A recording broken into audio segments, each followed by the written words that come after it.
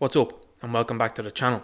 The name is Ninja Knight. Make sure you like, share, subscribe and hit the notification bell up above for future uploads, and make sure you check out the link posted down below. Thank you.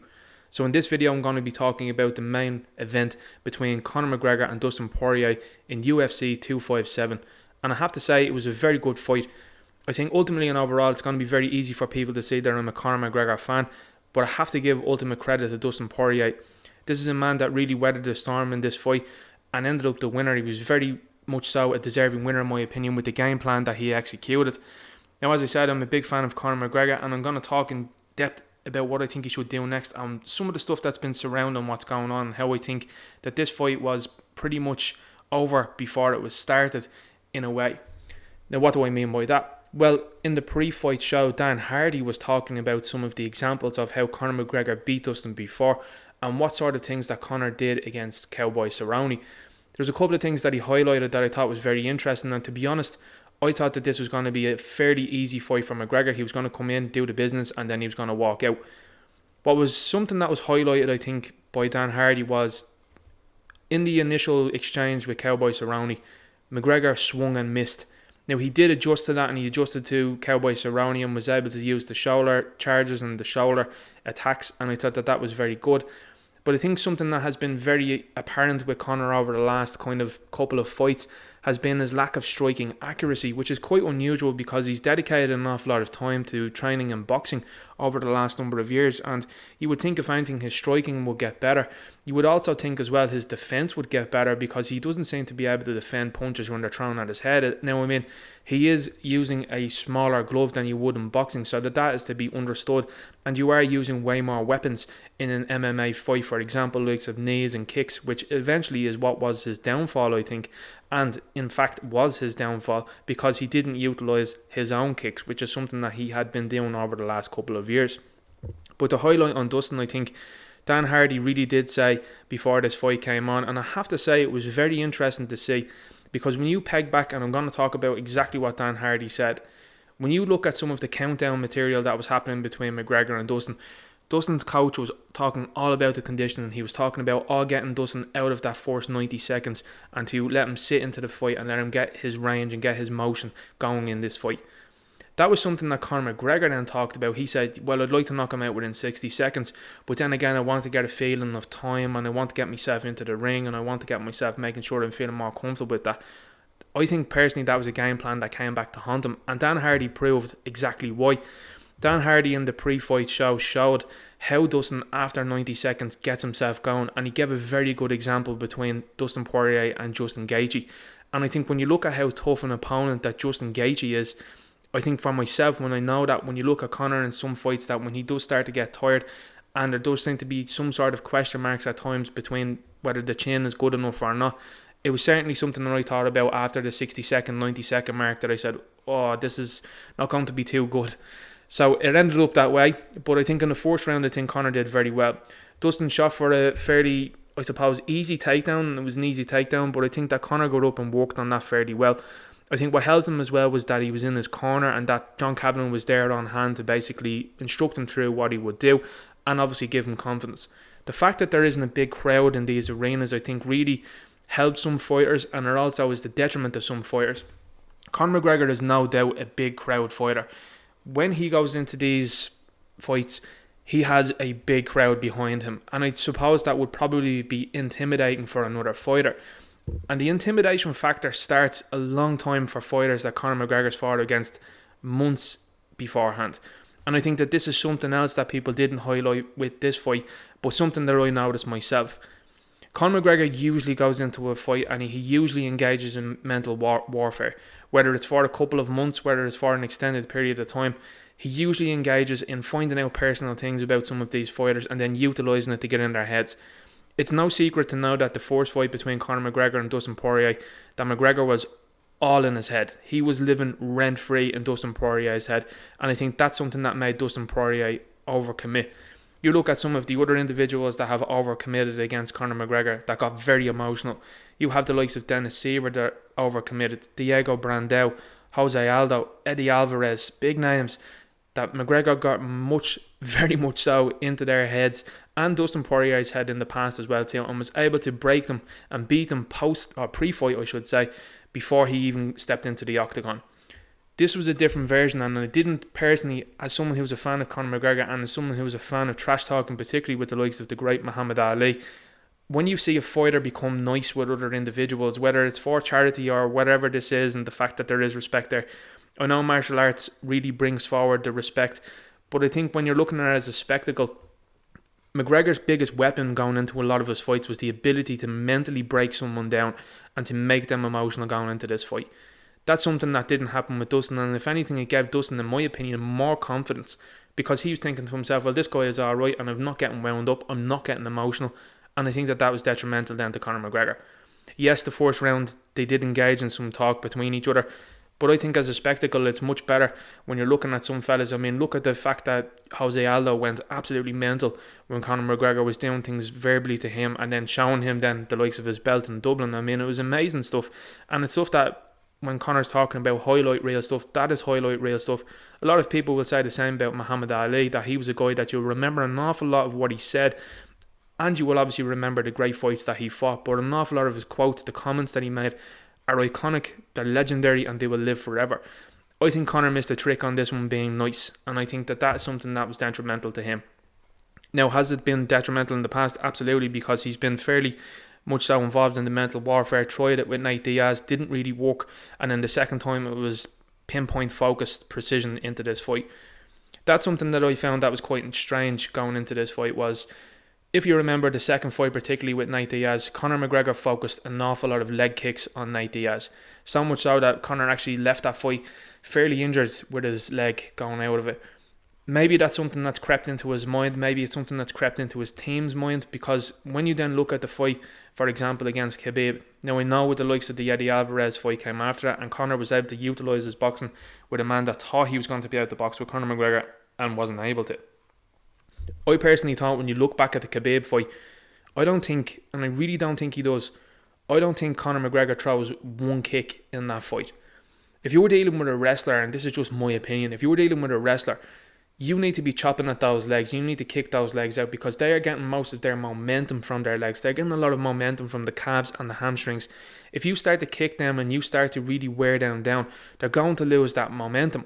And I think that that's something that the team at SPG, or maybe something that Conor maybe overlooked within this fight.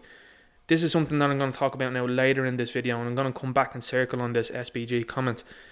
I think personally, when you didn't see that in the Khabib fight, and you didn't see too much of it utilised in this fight, he did utilise a kick against Cowboy Cerrone, and I don't know whether one could say maybe that was an effective kick, others could say, well, maybe it was just a response then to Cowboy Cerrone. This leads back into what I'm talking about. Conor McGregor is a fantastic counter puncher. What he didn't have was an opponent that was willing to overcharge. He wasn't willing to charge at McGregor, and with that then, Dustin was way more confident and able to step back. This is something that I'm talking about, the mental warfare aspect of this fight, and I think that that's where possibly that this gave a big advantage then to Dustin Poirier in terms of that. When you look at the first round, I think Conor did very well. I think Dustin looked pretty rocked in the first round, weathered the storm very well, and that's not to give anything against him. Dustin's kicks though in the first round were phenomenal. I think they were really, really good, and I think some of the struggling that he did with Conor as well, particularly in the grappling, was quite good. When you move on to the second round then, and you see the likes of Conor catching kicks, for example, there was no ultimate answer to doing that. He didn't try to sweep the leg and then try to get on him and ground and pound. He was happy to catch the leg, push him back, and I don't know whether it was a showboating technique or what the story was with that, but that would have been a prime position to catch the leg, kick at the calf maybe, kick maybe somewhere at the leg, and to do exactly what Dustin did then later in the fight to Conor McGregor, compromise those legs. It's something that I think that the team probably should have seen. And when I was talking about circling back on that comment, I personally think that maybe his time with SBG is done. I know he has the loyalty with the team, but I also think that there's holes in the game that have been there for a number of years now that haven't been worked on. And I'm going to talk about that as this fight progresses. I think Dustin did weather the storm very nicely, and then what happened then was, as we all know, Dustin did continue then to kick the leg, and eventually then the leg went dead. Daniel Cormier, to his credit, spotted it first. He was like, the leg's dead. And I was saying to myself, is it Dustin's or is it Conor's? And then immediately then you could tell then with the way Conor was standing that it was Conor's leg. He then engaged then in a strange type of boxing sort of exchange with Dustin, and it didn't go well. Now, if you remember back, and I'm going to take us all the way back to Chael Sonnen and Anderson Silva, when Anderson Silva felt he was being pressured, he was able to lie back on the ground, and this is something that I'm going to say. I think that the likes of Nate Diaz and Nick Diaz were absolutely phenomenal at things like this, was that they were feeling beaten, they can sit down, they can lie down, they can engage someone in jiu-jitsu. Now, obviously, it does one of two things. Either Dustin goes to ground and he tries to engage in this ground and pound, and Conor can tie him up with jiu-jitsu. That's not an option at the moment because Conor's jiu-jitsu doesn't seem to be in and around the same pace and ability as somebody else. This is a big hole that I think he's left in the game over the last couple of years. I personally think that this is something that he could have worked on far more than what he has done, and I think it's more so an afterthought. When you're looking at someone that's a complete fighter, for example, you look at someone like George St. Pierre. George St. Pierre, when he was going into his fight with Michael Bisping, had talked with his coach about all of the things that he was able to do within his career and some things that he wanted to do. He wanted to submit Michael Bisping, and that was something that George St. Pierre said, that's one thing that I didn't do that I want to do. He went off and learned how to do it. He got the technique and was able to take Michael Bisping out. Phenomenal stuff. When you're looking at the Ultimate Fighter Championship, and it is the Ultimate Fighter Championship, it does sicken me to see the likes of Khabib, for example, who I just find is an ultimate wrestler, and I'm not a big fan of the fighting style. You can't take anything away from how tough the man is and how good he is at his wrestling ability. But when you're looking at an Ultimate Fighter, I think that Conor could have been an undisputed champion for a very long time if he focused on the holes in the game. So when you come down and you look then at the in-between rounds, and I'm just going to bring it back to then, Conor's standing, which is very unusual, and I think that maybe that was trying to make a statement. I think the statement that he was trying to make there was, I'm ready to go, my conditioning is good, I'm ready to have it. And in that moment in time, I was saying to myself, this is going to be a second round now. He's either going to drag it out, or either he's going to just put this guy away. It didn't end up like that, and the leg kicks took their toll. But like I'm saying, you need to go back and look at the footage itself and say to yourself, well, could he have done a number of things? If he was feeling that the leg was beat up, could he have retreated into a guard to try and get away with that? It's possible. Is it something that you want to see? No. But it's something that one of the most iconic moments in UFC ever happens between Anderson Silva and Chael Sonnen. It's undisputed that's one of the most iconic moments in the UFC because Chael Sonnen was putting an absolute beat down on Anderson Silva, and Anderson Silva was able to submit him down. An incredible spectacle. And I think it was something then that might have highlighted from McGregor's side that is something that I can do. It's something that's in the arsenal, and it's something that is in the weapon bank. It's something that he's talked about in particular between this fight coming up. He's been talking about all the new added weapons to the arsenal, but it didn't seem like that was there. This is something that I'm going to blame particularly on his team, because if his team is not working on these type of things, it's great that he's able to go and he's able to train boxing and stuff like that. His boxing is phenomenal. That's not where the problem lies. The problem lies, in my opinion, with the accuracy maybe of the kicks at the moment, because some of the kicks that he's thrown doesn't seem like that they're really there at the moment. This isn't the Conor McGregor of old that used to throw these kicks and win fellas. This is how he beat the likes of Chad Mendes with those front kicks there into the stomach and absolutely winded him. This is something that doesn't seem to be worked on. He thinks he either seems to think, or the team either seems to think, that boxing is the way to go with this one. I don't agree, and I think that is something that, going back to the Khabib fight, I think that is something that McGregor should have done. He should have absolutely kicked the legs off Khabib. Now, I know an awful lot of people are going to say, oh, well, he couldn't have done that. McGregor's talked in the past about how his kicks could be like a whip, and he used them very effectively against Chad Mendes. Really, really did. And when you apply that same sort of idea then to the likes of Nate Diaz, and then you apply it then to the likes of Khabib, it makes me wonder if the same sort of weapons could have been utilised against them, and that's something that I would have thought of. But like I'm saying, going back to the team comment that I've made, maybe it's the time now that he's ran the race that he has done with SBG. I know he wants to be loyal, and there's always been a time where he's brought guys in and he's given them this ability to help him out, and he has gotten better. But when you look at the likes of, for example, like Greg Jackson at Jackson Wink, and how he's turned careers around of some fighters, this is what I'm talking about. McGregor has lost to Khabib. He's won against Cerrone, and a lot of people will say that Cerrone has a bit of a sketchy record anyway, and he's lost now against Dustin Poirier. It doesn't make for good reading, and particularly with the way he went down, it doesn't make good reading at all. Now, I know Conor is saying that he would like to get a trilogy out of this one. I think a lot of people would have overlooked Dustin Poirier totally. They would have been looking at maybe a Tony Ferguson next, a Justin Gaethje. And to me, this really halts. This is a big speed bump in the road for Conor McGregor. There were some suggestions after the fight that people are saying, do you think he might retire? I don't think that's something that he wants to do. I think he wants to continue on. But I think if I was him, I would seriously have a look at maybe changing team, getting people that are fresh in, really fresh in, and then really going for it in terms of learning more jiu-jitsu, getting better at that sort of ground game, and then moving on then and saying, right, okay, how can I be better at devastating kicks, for example? Because when you see devastating kicks being used like the way Dustin Poirier did, and like many other fighters did within the UFC, some terrific kickers in the UFC, you have to employ them, and you have to employ that knowledge then to be able to be an all-round fighter. You cannot revolve your whole career around one ideology. That's the whole idea of this, and I feel that's where it's at the moment. I think he wants to engage in the boxing game, and then he's not engaged in other games then that are very important within this. Like I said at the start of the video, I think the fact that he came into this fight being nice was detrimental. Conor's at his best when he's really getting into the minds of someone else, and when he's really driving that forward in terms of getting inside their heads and then making them overcommit. Because like I said, he's a counter-puncher fighter. He has been throughout his career, and I think it's something that he does need to come back to, where he is making somebody else engage. And I mean, some of the best counter-punchers, for example, the best counter-puncher I think I've probably ever seen within the UFC is Tyron Woodley. After a while, it's a one-trick pony. It's very boring and bad to watch. And I think that is something that's going to happen to Conor possibly. Like I said as well, when you're looking at the chin, and particularly the way it took a couple of punches now. I mean, these guys are hitting hard. These are big guys. And he's going down. It kind of really didn't read as much as I thought it would have if he was able to go to the back and maybe try and bring him in then at that sort of venture and try and get a submission. This is something that I think that was probably a missed opportunity, and something that wasn't thought of. There didn't seem to be any shouts, and this is where I'm going back to the team comment. There didn't seem to be any shouts from the corner in terms of checking the kicks. I think he checked the kicks a couple of times, but didn't check them enough. Far not enough. And I think that this is something that goes again back to the Khabib fight. The corner weren't telling him to kick Khabib.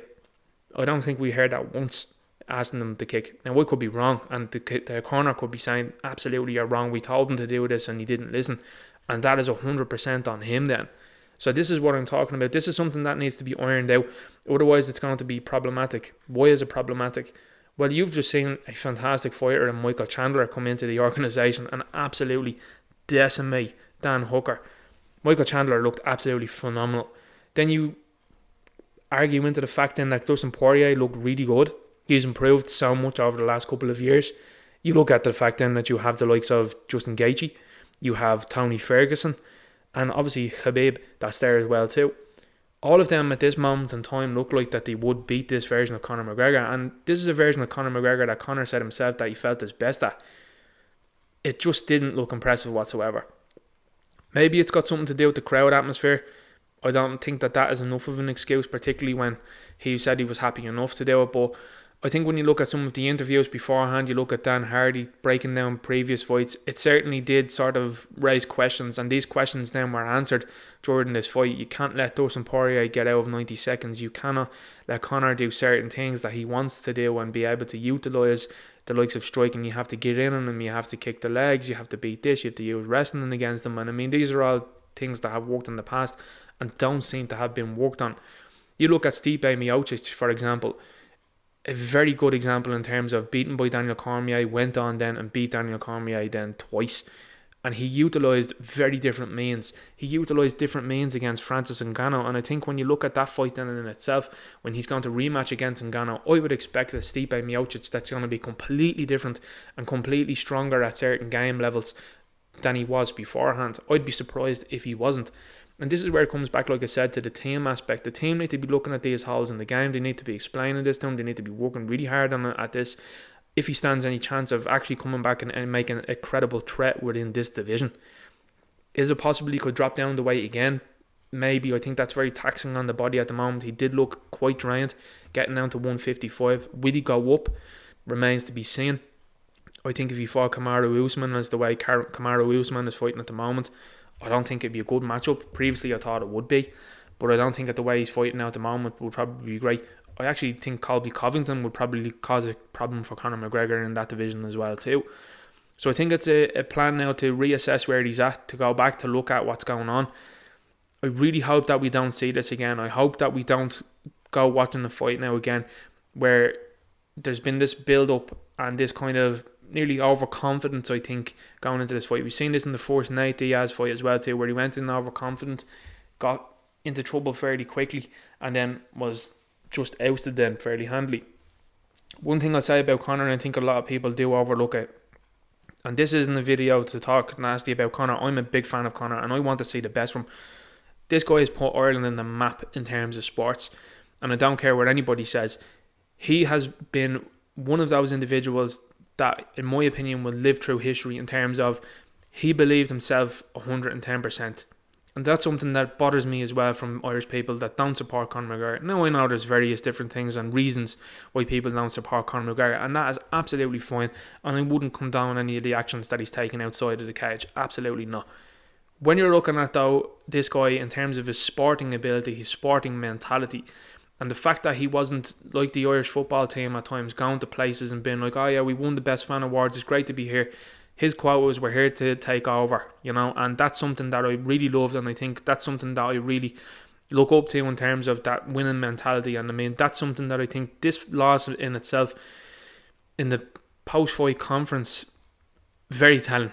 He didn't say, he wasn't emotional about it, he wasn't upset, didn't seem like he really cared. To me, it then begs a question. Is he really going to come back, and if he felt that this was his best, is he really going to come back and fight someone else and get the win? Or is he going to start thinking to himself, do you know what, the heart's not in this anymore? If he's not devastated, what does that say? Does it say that he cares? Does it say that he's just being very analytical about it now and he's just going to look at it and process this information? Or is it something that he might think of, well, I might take a step back? We've heard of Sylvester Stallone is apparently selling up his shares in the UFC. Conor McGregor has said beforehand that he'd be interested in buying them. That could be a venture in the future, and I think that could be something to go forward. What I don't want to see happen to Conor McGregor is what happened to Chuck Liddell. Chuck Liddell was infamous in the UFC for being one of the best fighters of all time. Very tough individual, but lost his chin. And when he lost his chin, it only took taps from individuals, and a lot of individuals as well too, that people wouldn't have thought were very credible whatsoever, and Liddell was out. That has a big problem going forward then with the likes of CTE and stuff like that, and that is something that I would sincerely think about if I was him. I would sincerely think about, is the heart in it to do these things, and the likelihood and probability of coming out of this looking injured. I mean, I'll be honest, the way the fight ended didn't look good.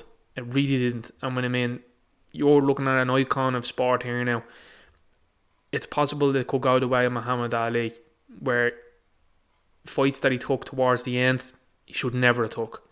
And then that had a long-lasting effect on him. And this is where the concern comes from, and this is why I'm talking about the team. The team need to improve him, or he needs to improve the team. It's one or the other at this moment in time, and I think that that's where he's at. I don't think I want to mince words on that one, and I think that is exactly where he's at. Now, I have great respect for everyone within that team, and I think they're all fantastic individuals. But when you look at some of the careers of some of the guys that are in the UFC at this moment in time, and some individuals particularly who have changed teams and have only gotten better, you start to look at the different picture, and you start to look at saying, well, what would they do with you? He's 32, I think, now at this moment in time. If you're thinking about it, maybe he has 2 to 3 years in it before you'd really want to be hanging up the gloves, because you're going to see younger, hungrier guys coming in that are going to go through anything to be the champ. They're going to go through guys, and that's where I'm saying that would be a serious question mark. Where does this leave McGregor in terms of a title attack? Well, it really takes the knees out from the title attack, really. If a win over Dustin Poirier, I think a lot of people certainly would have been thinking, well, he needs to get 1 or 2 more fights in before he's going to go for a title. He was floating the idea of this supposed to be a title fight. How disappointing would that have been to have lost the title? But I do think he's very respectful, particularly when he loses, and he was extremely respectful to Dustin. But I think if this goes again to a trilogy, and particularly if it goes to a trilogy with Nate Diaz, we can't see this nice McGregor back again. You'll see an awful lot of people that say, oh, Khabib humbled him. I think there was more at play here, and I think that there's been more back and forwards between these two guys, particularly with the charity setup that they wanted to have. And I mean, Dustin Poirier, I'll just say, just comes across as an absolute gentleman, and I think at times when you look at him, even when he's fighting, and some of the after the post-fight reactions between him and McGregor, he almost looked like he was awkward about it or something like that. And I don't think, I think even when you look at this picture in itself, like, I mean, the fact that he's holding up the finger one-on-one, and he was constantly talking about that. He's a respectful man, and I think that is something that I think, particularly in this fight, was very, I think, affable. I think it was respectful, and I think it was very admirable as well too. But I don't think that is the way that Conor McGregor operates in terms of how he fights. I don't think he fights his best when he's nice with these people. And I mean, that was something I think that was probably to his detriment as well within the Khabib fight. I mean, we did hear a couple of words that were said that didn't seem like they were too venomous, if you know what I'm saying. And to me, that's when you start to put question marks around it. This is a Rocky Balboa story. Is the guy still as hungry as he was beforehand? Does he have the drive? Does he have the mouth to be able to do it? Like, I mean, you look at the likes of Clubber Lang when he came in. Like, Clubber Lang was a phenomenal boxer played by Mr. T, and you're looking at him and you're saying that's the Conor McGregor that needs to come back, because he's going to get into this guy's head. He's going to work these guys. And then after the fact, then, you know, you can be respectful, and then you can make amends, and you can do all of these type of things. And I mean, I think that is a great thing. And I love the respect between these two men. This is something that I'm highlighting. I like the respect between them. But I don't think it works for Conor McGregor, and I don't think it works for his game plan particularly. A lot of things and factors in this fight here. I think it was a bad loss personally. I think it was well deserved by Dustin Poirier. I think Dustin Poirier had an amazing performance, and I have to say, very much so, a big credit to him. I totally overlooked him in this fight. Even though he had a fantastic record beforehand, I just thought myself that this would be pretty much so business as usual, an easy win, and then move on to the next then, whether it be Gaethje, Ferguson, or somebody else then within the division then to move on, or if Khabib was going to come back. I think this halts the rematch with Khabib talks massively, and that's what I'm saying. I think that this is going to be something that he's going to have to look at, because I think going back to look at a title shot now is going to take, in my opinion, at least 2 to 3 fights, at least, before he's taken credibly, because this was a bad loss. He's going to need time to heal up. He's talked about the leg being fairly injured, and I think that this is going to be a hard one to come back from. So like I said, there's big questions to be asked about this one. I think it was a great UFC card. I think the fights that were happening that evening were absolutely wonderful. Michael Chandler really stood up and stood out. I think Joanne Calderwood looked absolutely phenomenal as well too. I mean, the women's fights just keep getting better and better. The quality within the women's fights and the ability has been absolutely wonderful. I was really interested as well too with Pena, and if she does end up being matched up with Nunes, I think that would be a wonderful fight. I know Pena isn't, I suppose, highly ranked at this moment in time, but I think it would be an interesting one with Amanda Nunes, and I think Amanda Nunes is someone that I would love to see being challenged. There's talk as well of Jojo Calderwood facing off against Valentina Shevchenko. I think that might be a bad matchup, because I think Valentina is just head and shoulders above the rest. She's just unbelievable. She's an incredible fighter, and she's someone that has an all-round game as well too, and I think that she is very strong. And I mean, Amanda Nunes is another one with a very good game all around. But I think that this was a disappointing fight in itself, particularly as a main fight. I think McGregor is eager to go in and get a trilogy for this one to avenge this loss. I think that he needs to regroup, certainly, as he said himself, and I think he needs to know where his head is at in terms of what's going on. I do think, though, this did raise big questions. Is he going to be able to face a Michael Chandler? Is he going to be able to face a Khabib that's going to be, maybe the fire is going to be reignited? Khabib could probably only get better. Is he going to be able to face Justin Gaethje, and Justin Gaethje will swing for days and take punches for days, no problem? Is he going to be able to face against Tony Ferguson? Tony Ferguson will take punches for days and is able to swing for days as well too, and has a really unorthodox way of fighting. So it's questions that are all up there, and I mean, like I said at the start of the video, I was a big McGregor fan. It's something that would become a worry, in my opinion, and I think that maybe if the next one doesn't go his way, I think that's going to be curtains for him. And I hate to say that, he's someone that I want to see continually, and I mean, I don't believe that he's done. I personally don't. I don't think he's anywhere near done. I hope that this just reinvigorates the fire in him, and I really do hope that he moves on from here and gets the wins. I'd love to see him reclaim the belts again, or at least one belt again before he finishes up, and I think that that's something that I would love to see. And particularly as he talked about the new UFC belt having the Irish flag on it, it'd be wonderful to see him holding one of those, and I think that that's something that he wants to do, and I think that maybe when he achieves that, or if he achieves that, I think that's maybe when he'll put the gloves down and say, right, that's enough now. So it's a speed bump in the road. I think maybe going forward he's going to look at this, assess this, go back, look at the team maybe, hopefully, and maybe see where he's at in terms of this one. I certainly think that the Conor McGregor needs to come back where he's coming out with the one-liners, where he's coming out with the mental warfare, the psychological warfare. I think that needs to come back. That has certainly broken individuals in the past. When you're respectful of individuals, particularly in the fight game, you give someone else then a bit of a standing of not being over emotional, and this is what this is all about. And then you go in and do the business. I mean, look at Tyson Fury, for example. Tyson Fury is going to talk all sorts in the next couple of months. He's talked all sorts in the last couple of years. And I think whether there's respect before and after, he's still going to do it. I mean, look at Tyson Fury's behaviour as well too, and the way he talked and did things after the first Deontay Wilder fight between him and Deontay Wilder. That is the mentality, and that's what I'm saying. That's the mentality, in my opinion, that Conor needs to follow. Respectful, yes, but I'm going to keep talking stuff at you, and I'm going to keep getting you in. I'm going to get you wound up. I'm going to get you emotional. I'm going to make you overcommit, and I'm going to hit you down with that counter, and I'm going to go from there. I think that's what he needs to get back. Anyway, I'm going to leave the video there. Make sure you like, share, subscribe, drop a comment below. Check out the link below, and I'll talk to you later. Good luck.